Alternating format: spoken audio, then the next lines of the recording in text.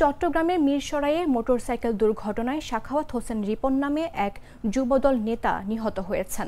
রোববার সকাল ৯টায় Chittagong medical college হাসপাতালে তিনি মারা যান। রিপন মিরসরাই উপজেলার মঘাদিয়া ইউনিয়নের কাজের তালুক গ্রামের আবুল কালামের ছেলে ও উপজেলার মঘাদিয়া ইউনিয়ন যুবদলের আহ্বায়ক।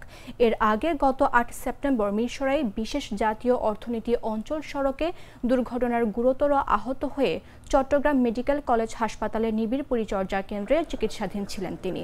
জানা গেছে তিনি গত সোমবার রাত ৮টায় মিরসরাই ইকোনমিক জোন সড়কে দুর্ঘটনায় গুরুতর আহত হলে প্রথমে চট্টগ্রাম নগরের পার্ক ভিউ হাসপাতালে নেওয়া হয় তাকে। সেখান থেকে পরবর্তীতে চট্টগ্রাম মেডিকেল কলেজ হাসপাতালে ভর্তি করা হয়। ৭ দিন চিকিৎসাধীন থাকার পর তিনি মারা যান।